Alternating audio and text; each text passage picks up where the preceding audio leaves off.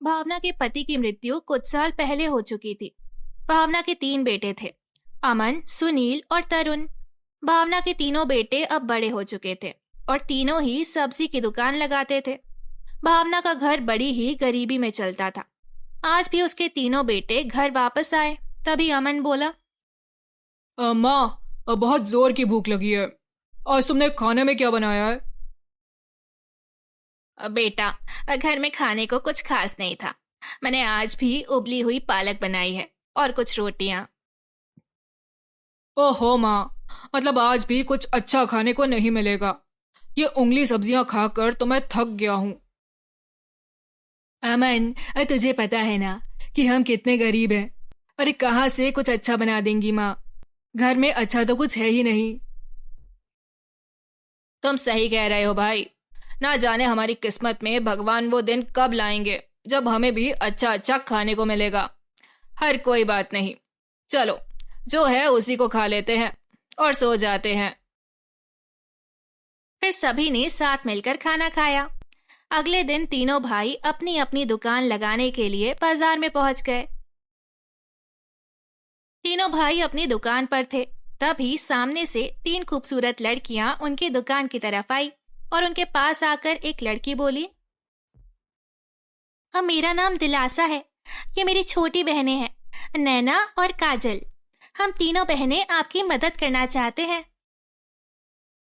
आप लोग हमारी मदद क्यों करना चाहती हैं? हम तो आपको जानते तक नहीं। दरअसल आपकी तरह हम भी गरीब हैं और हमारा भी दुनिया में कोई नहीं है। अगर आप बुरा ना माने तो हम आपके साथ आपके काम में आपकी मदद करना चाहते हैं। अब बदले में आप हमें जाते समय कुछ सब्जियां दे दीजिएगा। तीनों भाई ये सुनकर बहुत खुश हो जाते हैं। वे उन तीनों लड़कियों को अपने साथ काम पर रख लेते हैं। वो तीनों लड़कियां उन तीनों लड़कों की बहुत मदद करती हैं। धीरे धीरे उन सभी में दोस्ती हो जाती है। नैना अमन को, काजल सुनील को और दिलासा तरुण को पसंद करने लगती है। एक दिन उन तीनों लड़कियों ने तीनों लड़कों से अपने मन की बात कही। इस पर अमन बोला, देखो नैना, हमारे साथ हमारी माँ रहती है और हमारी शादी का फैसला तब तक नहीं हो सकता जब तक माँ लड़कियों को पसंद ना कर ले। हम ऐसा करते हैं कि आज तुम लोगों को अपने साथ घर ले चलते हैं और अपनी माँ से मिलवाते हैं। अगर माँ ने शादी के लिए हाँ कर दी तो हम शादी कर लेंगे। अमन, सुनील और तरुण घर आते हैं। फिर नैना, काजल और दिलासा को वो अपनी माँ से मिलवाते हैं। भावना उन तीनों लड़कियों से मिलकर बहुत खुश होती है और कहती है, बेटा, ये तीनों लड़कियां बहुत प्यारी हैं और मुझे तो ये बहुत पसंद है। मेरी तरफ से शादी के लिए हाँ है। और फिर अगले 2 दिनों में उन तीनों लड़कों की उन तीनों लड़कियों के साथ शादी हो जाती है। शादी के अगले दिन पड़ोस की कुछ औरतें नई बहू से मिलने आती हैं। तभी उनमें से एक औरत कहती है, अब भावना, अब बहुएं तो तेरी बहुत सुंदर है, लेकिन अफसोस कि शायद ये भी तेरी तरह गरीब हैं। गंगा दीदी, आप ऐसे क्यों कह रही हो? तू बड़ी भोली है भावना। अरे पैसे वाले घर की लड़कियां लेकर आती तो वो अपना अपना दहेज साथ में लेकर आती तो तेरा घर दहेज से भर जाता, लेकिन तूने इतनी गरीब लड़कियों को अपनी बहू बना लिया। अब तेरी तरह ये भी गरीबी में जिंदगी गुजारेंगी। गंगा की बात सुनकर बाकी सभी औरतें हंसने लगी। फिर एक औरत बोली, अब वो सब छोड़ भावना, ये तो बता कि ब्याह की खुशी में क्या तू हम लोगों को दावत नहीं देगी? शायद तेरे पास दावत देने के लिए पैसे नहीं है। हम सबकी शादियों में तो तू अपने तीनों बेटों के साथ आई थी। खैर, कोई बात नहीं, जाने दे। भावना उनकी बातें सुनकर शर्मिंदा हो रही थी, क्योंकि सचमुच भावना के पास उन सबको खाना खिलाने के लिए पैसे नहीं थे। परंतु ये बात उन तीनों बहुओं ने सुनी और उन्हें बहुत बुरी लगी। तभी दिलासा बाहर आई और बोली, नहीं आंटी, ऐसी कोई बात नहीं है। बल्कि मैं तो आपके घर दावत देने आने ही वाली थी। कल शाम को हमने अपनी शादी की खुशी में एक पार्टी रखी है और बहुत ही शानदार खाना भी। आप सभी लोग जरूर आइएगा। सारी औरतों के साथ साथ भावना ने भी अपनी बहू को ध्यान से देखा। उसके बाद सभी औरतें चली गई। तब भावना बोली, बहू, ये तुमने क्या कह दिया? इन सबकी शानदार दावत, भला इतने पैसे हमारे पास कैसे आएंगे? तुम्हें ऐसा मजाक नहीं करना चाहिए था बहू। ऐसा कहकर भावना गुस्से से अपने कमरे में चली गई। भावना ने यह सोचा भी नहीं था कि अगले दिन उसके घर में सचमुच पार्टी होगी, परंतु शाम होते ही सभी लोग आने लगे। इधर तीनों बहुएं किचन में गई और वहां से बड़ा ही शानदार खाना लेकर बाहर आई और सभी को खिलाने लगी। सभी लोगों ने बड़े ही चाव से खाना खाया और नई बहू की बहुत तारीफ की। इसके बाद सब चले गए, लेकिन भावना ये देखकर बहुत हैरान थी। वो अपनी बहू के पास आई और बोली, मुझे ये समझ में नहीं आया कि तुम लोगों ने इतना शानदार खाने का इंतजाम आखिर किया कैसे? घर में तो ना ही राशन था और ना ही इतने पैसे। माँ जी, आप इन सब बातों की चिंता क्यों करती हैं? हमारे पास थोड़े पैसे रखे हुए थे, हमने उन्हीं पैसों से ये सब किया है। माँ जी, रात काफी हो चुकी है, आप अपने कमरे में जाकर सो जाइए। हम भी थक गए हैं, हम भी आराम करते हैं। ऐसा कहकर नैना, काजल और दिलासा अपने अपने कमरों में चली गई, लेकिन भावना वहीं खड़ी मन ही मन सोच रही थी। समझ नहीं आता कि इतने सारे पैसे इनके पास कहाँ से आए, और मैं तो इनमें से किसी को दिन में खाना बनाते देखा नहीं, तो अचानक से ये खाना कैसे आ गया? कुछ समझ नहीं आ रहा है। मुझे तो इन सब के पीछे कोई राज लगता है। हे भगवान, कहीं मेरे बेटों के साथ कुछ बुरा तो नहीं होगा। इन लोगों पर नजर रखनी पड़ेगी। और फिर अगले दिन से भावना उन तीनों बहुओं पर नजर रखती है।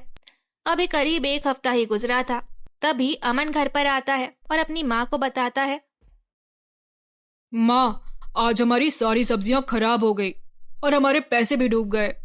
अब मुझे समझ नहीं आ रहा है कि कल मैं नई सब्जियां कैसे लाऊंगा।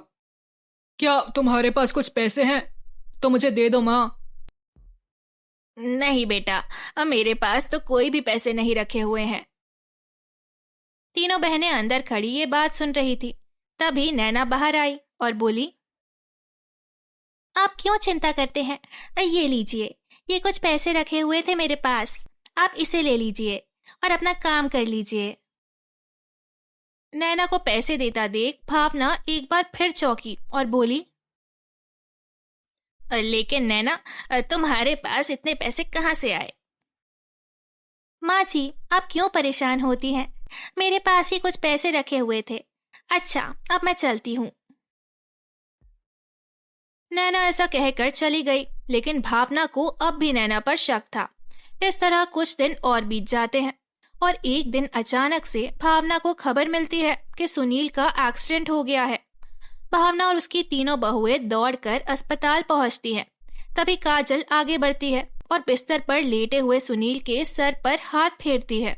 सुनील के सर पर हाथ देते ही वो ठीक हो जाता है और कहता है, माँ, मुझे ऐसा लग रहा है जैसे मुझ पर कोई जादू हुआ हो और मैं बिल्कुल ठीक महसूस कर रहा हूँ। इसके बाद सभी घर आ जाते हैं। भावना को फिर से अपनी बहू काजल पर शक होता है। वो मन ही मन सोचती है, आखिर काजल ने ऐसा क्या कर दिया कि सुनील एकदम ठीक हो गया।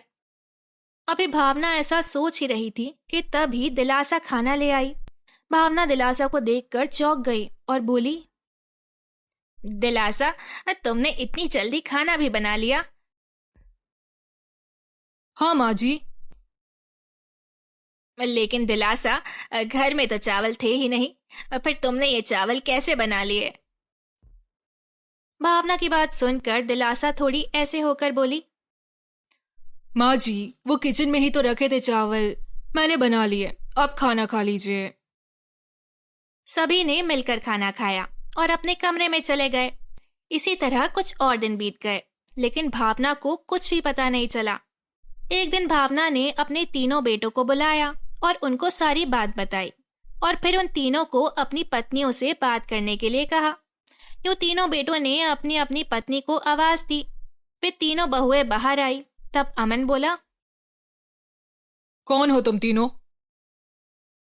हम आपका मतलब नहीं समझे। तुम तीनों को हमें सच बताना चाहिए कि तुम तीनों कौन हो। जरूर ऐसा कोई ना कोई राज है तुम्हारे बारे में जो हम नहीं जानते। तुम हमें खुद बता दो कि सच क्या है। उनकी बातें सुनकर तीनों बहू आपस में एक दूसरे को देखने लगी। उसके बाद नैना बोली, अगर तुम लोग सच्चाई सुनना चाहते हो तो फिर सुनो। हम तीनों परीलोक की परियां हैं। जादूगर जो दिलासा को बहुत पसंद करता था। एक बार उसने दिलासा के सामने शादी का प्रस्ताव रखा। दिलासा, मुझसे शादी कर लो और मेरे साथ मेरे इलाके में चलो। जादूगर जोजो, तेरी हिम्मत कैसे हुई मुझसे शादी के लिए पूछने की? चला जा यहां से और फिर कभी यहां पलट कर मत आना। जादूगर जोजो को दिलासा की इस बात पर बहुत गुस्सा आया और वो दिलासा से लड़ने लगा। हम दोनों बहनों ने अपनी बहन का साथ दिया और हम तीनों मिलकर जादूगर जोजो से लड़ने लगे। लेकिन फिर उसने हम तीनों को एक बोतल में कैद कर दिया और हमें नदी के किनारे फेंक दिया। माँ जी, और फिर आपके तीनों बेटे एक दिन उस नदी के किनारे घूमने आए और फिर सुनील का पैर अचानक से उस बोतल से टकरा गया और हम तीनों आजाद हो गए। माँ जी, आजाद होने के बाद हम तीनों ने उन तीनों भाइयों की मदद करने की सोची और इसीलिए हम उनकी दुकान पर काम करने लगे। लेकिन फिर हमने देखा कि ये लोग बहुत अच्छे हैं और फिर हम इन्हें पसंद करने लगे। इस तरह हम आपके घर की बहुएं बन गए। हम तीनों परियां हैं और जादू कर सकते हैं। इसीलिए जो कुछ आपने देखा वो सब कुछ हमने अपने जादू से किया था। ये सुनकर भावना को सारी बातें समझ में आ जाती है। फिर वो अपनी बहू से कहती है, मुझे माफ करना बेटा, मैंने तुम तीनों पे शक किया, लेकिन तुम तीनों तो बहुत अच्छी हो।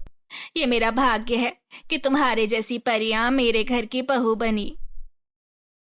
और फिर सभी साथ साथ खुशी से मिलकर रहने लगते हैं।